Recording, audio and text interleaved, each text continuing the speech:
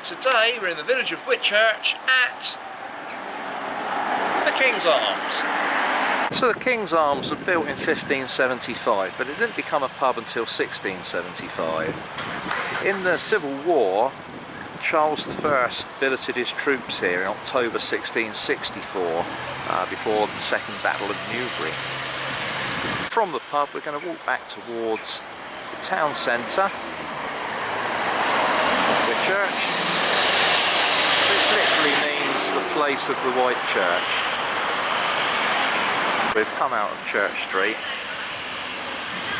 crossing through the main town square, and we're going to walk up the Overton Road. So just as we're walking along, a bit of history of Whitchurch. Whitchurch is an original 12th to 13th century new town. Quite a few in medieval times that were laid down. Now, it was originally settled around the junction we've just walked through. As I said before, Whitchurch means place of the White Church. And the lands then belonged to the Priory of St Swithin's in Winchester. So very quickly you come out of the town and things quieten down a bit. As I say, this way lies Overton. We're going to turn right to follow for the moment the Mill Trail. It's quite rare to walk alongside the River Test. A lot of it is private fishing. A lot of my walks do find a little bit to walk along, but it's not like the Itchen where you can walk from one end of the river to the other. See how clear it is. It's kind of Hampshire's rare chalk streams.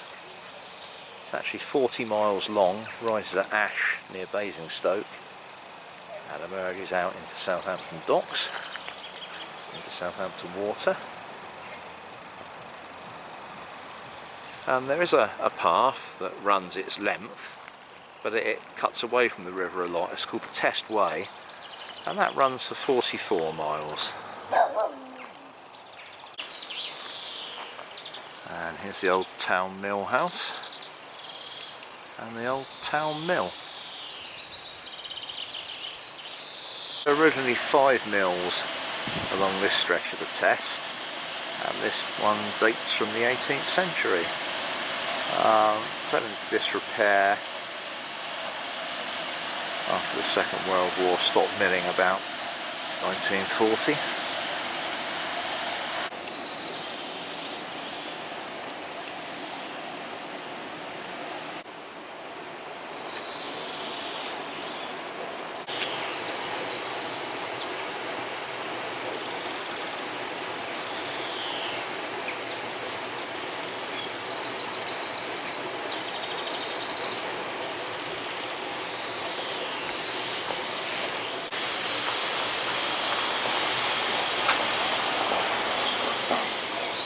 Once we're over the bridge, we carry on and we're going to turn right at this gate. And it's a lovely little primary school, Whitchurch Church of England Primary School.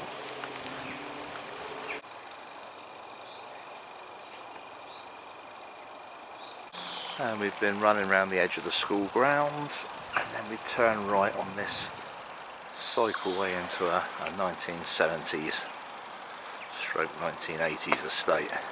So there's a children's play park ahead, but we're going to turn right.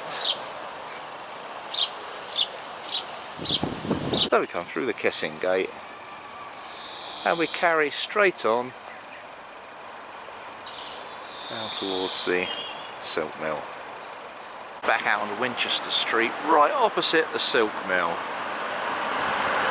And then we go up, we turn left and be back at the pub, and that will be the first part of the Figure of 8, which is probably only about a mile. So it's a nice little walk to do if you're having a big meal and just want to walk it off a little stroll. But we've got a second part of the Figure of 8 to cover as well, so stick with me.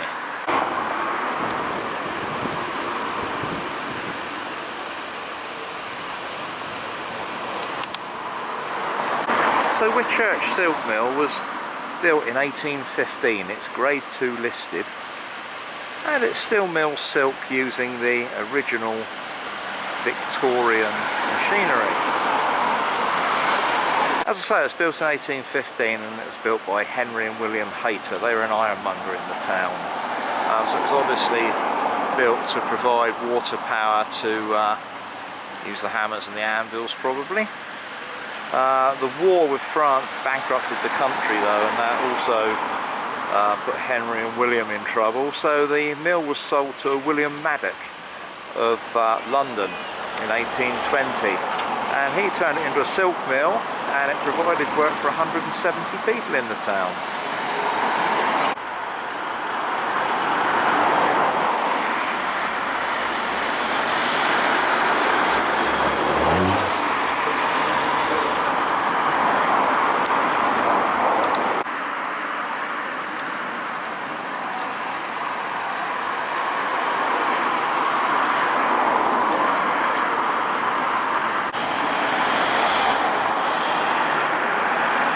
Back at the town square, we turn left into Church Street once more, and that completes the top half of the figure of 8. So for the second half of the figure of 8, we continue along the road. And there's the Whitchurch fire station, small retained station.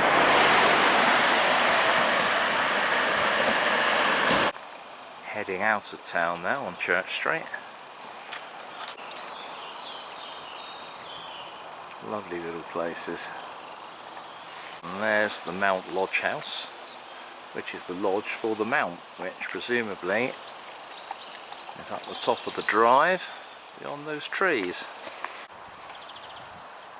On the right is All Hallows Church. Originally 13th century.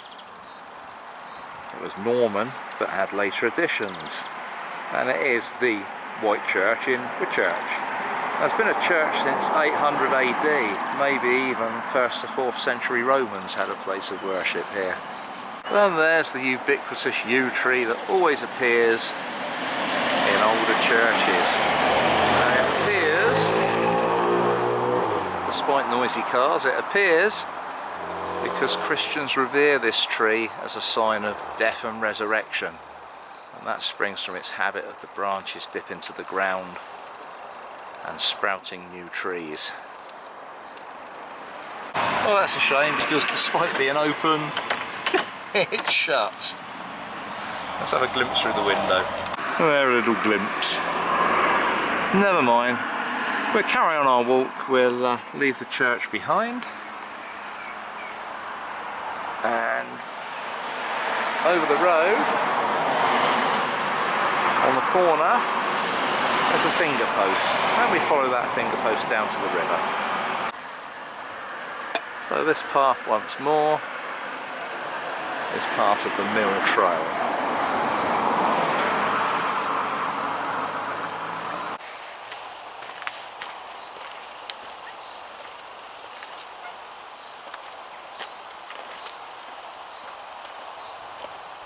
So just some things to bear in mind. It's private land owned by the fulling mill. This fulling mill is a mill that sort of straightens the threads out in fabrics with the use of the water. Kind of fluffs it up like felts it. And look who we've got here waiting for us.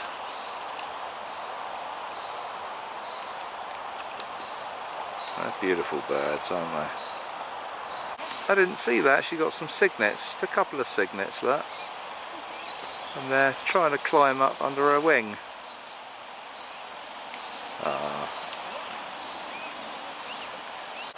No food today, fellas.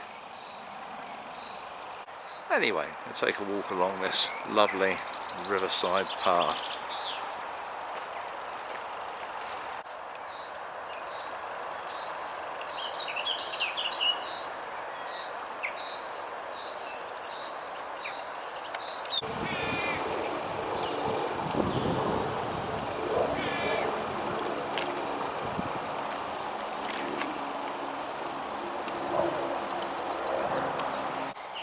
A couple of big old willow trees blown over there. Taking half the soil with them.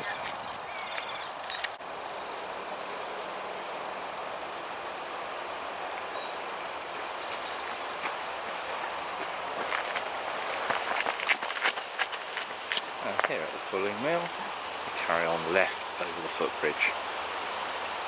And the kids had better be very careful going under this bridge. And there's the Fulling Mill. Very, very, very pretty. Especially with that weeping willow.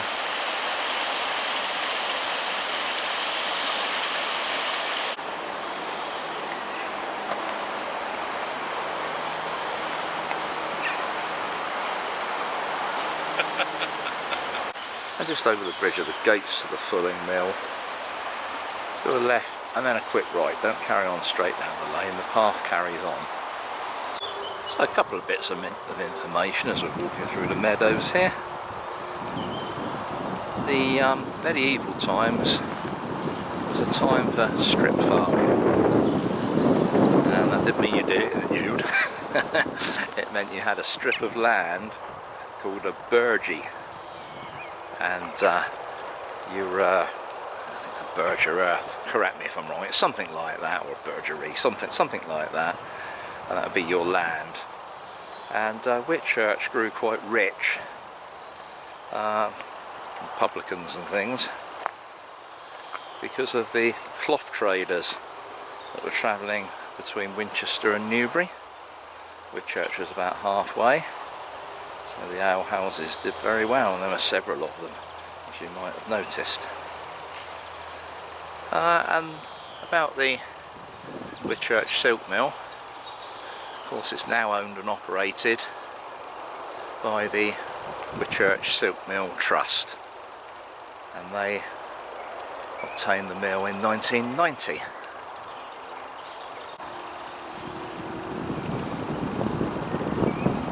At the end of that lovely walk, we come through the Kissing Gate,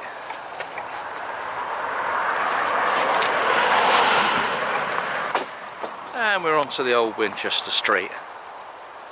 And we're not going to turn left up to the town, or you could if you wanted to for a shortcut back, but we're going to turn right. There's not a lot of paths here, so you'll be careful. So that lorry has just taken probably his wheel arch off by the looks of it, or it might be a nudge bar, not sure. According to the map there should be a path there somewhere, but I'm not even trying to find it. So I'll just follow the road up and pick the route up again as we go under the A34 bridge. Now the path through that field looks very unwalkable. I'm guessing that path has ceased to be, maybe. Anyway, we carry on and we're going to go under the A34 bridge. So you can see where the path should have come out.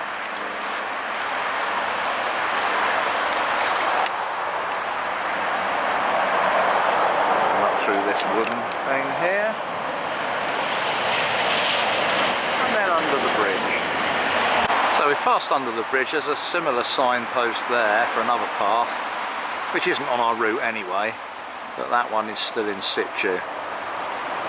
For us, we're going to bend round to the right to go down this single track road, and this little lane leads us into the village of Tufton. Lovely roses, just the right time for roses, early June. And that's Tufton Manor House.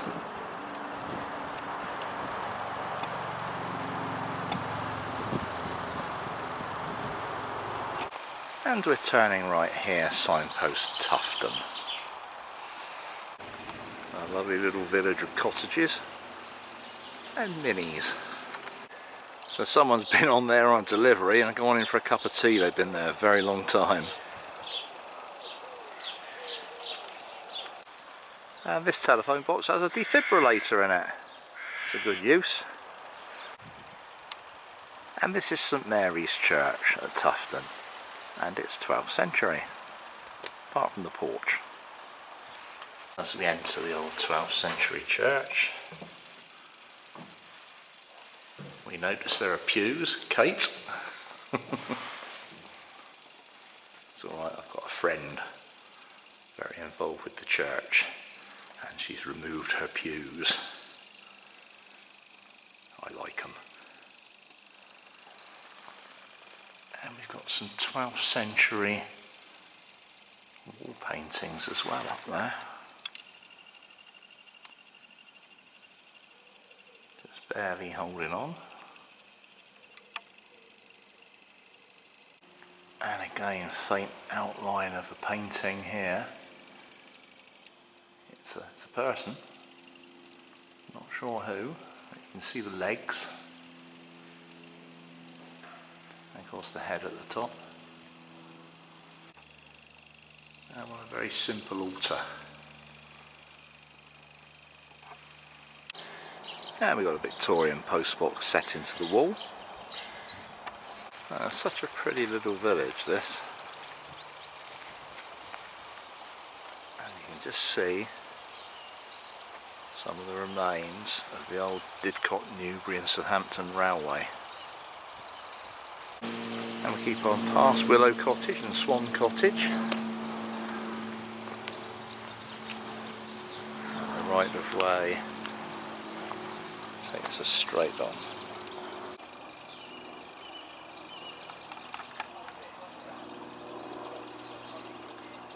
And at this point we're turning right to cross the footbridge.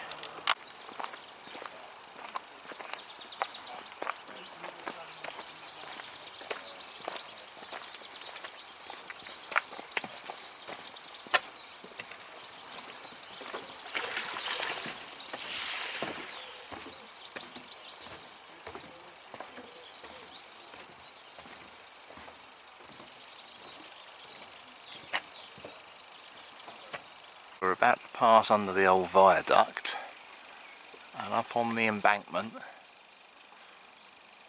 is the old track bed of the Didcot, Newbury and Southampton Railway. So the Didcot, Newbury and Southampton Railway was a brilliant idea, and it was built in 1882, and it was to take all the goods to and from the port at Southampton up to the Midlands. It was a really good idea, except they didn't own the rights to the whole track, and below Winchester they had to rely on other railway companies, which made it a whole lot less profitable. So it went on for several years though. From 1882 it carried on way into the 60s. 1962 passengers stopped using the line, and in 1964 freight stopped using the line. But its heyday was most definitely in World War II with the build up to D-Day, with train after train, day and night coming down this line, full of tanks, jeeps, troops, you name it.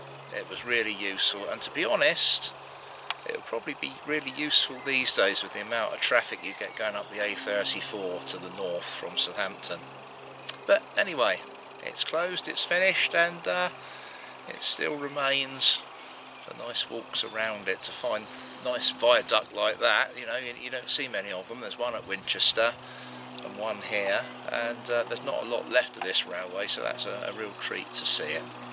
Anyway, we're going to go through the stile and carry on through these stinger nettles, which I'm not looking forward to, and carry on the walk. Then we come away from the embankment through another kissing gate to follow the well-worn path through the field.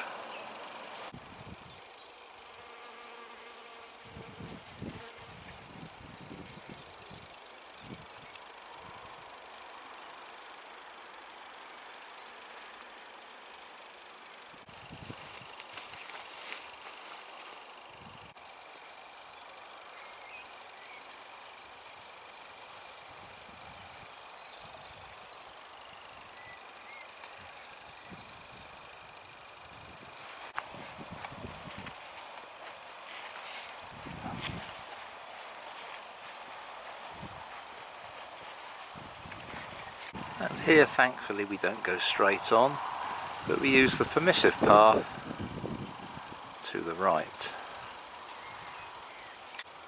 which is part of the Test and Diva Way. There's another railway bridge there, but we keep on up the hill. See, all the rights of way have been changed onto this permissive path, so happy days. Cuts out a lot of the road walking on my map. So yeah, just follow the signs and you get to that bit, and not my map, because it's got the old right of way and you have to do a lot of road walking. over the stile, and we emerge back onto the road. And we turn right and pass under the A34. And there once again is the railway in the form of a bridge. And we have a cemetery on our left. And we turn left just before the bridge once again to walk up by the embankment.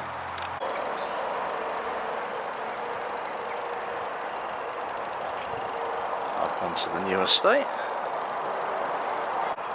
And after the first couple of houses, you turn right by the monkey puzzle tree. We're now actually up on the embankment on the track bed. Although you wouldn't know it, but you would have known it 80 years ago. A number of D-Day trains running down here. Just follow the path around. We carry straight over, roughly following the track bed. And at this point here, to the right, we pass under the track an old foot tunnel.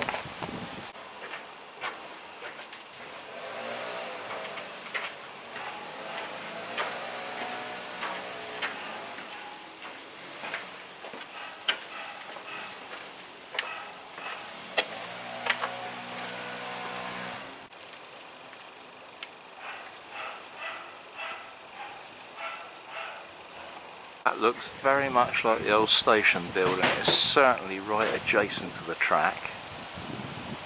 And this, I would imagine, is the old tunnel that used to cross the line if you were a passenger to get on the other side, get the up trains and the down trains. Yeah, definitely, I'd say. Unless, of course, you want to put me right in the comments. But we cross the road and we carry on down Fair Close. And this very much looks like an old school, the old school playground that has been turned into houses. And before we get to the road, we turn up this what looks like the path to somebody's garden, but it's not, it's a footpath. Public toilets there if you need them. And at the corner where the blue ginger is, turn right along by G. Dowling and Sons to take us back to the town square. And here we are back in the village centre for the third time on this walk, and we're going to turn right down Church Street, signpost Andover, Hurstbourne Friars, and the pub's just down on the right. So that was a lovely walk. Lots of the river tests that you can get alongside on this walk, so brilliant if you like river walking. Anyway, we're back at the King's Arms. It's been about 5 miles, again different to the Ordnance Survey. Also the maps differ on the Ordnance Survey. They've got old rights of way, even though they're modern maps, and paths have been diverted, so watch out for that. But anyway, we well deserve our lunch now, so we are going in to the King's Arms for some lunch. Follow me.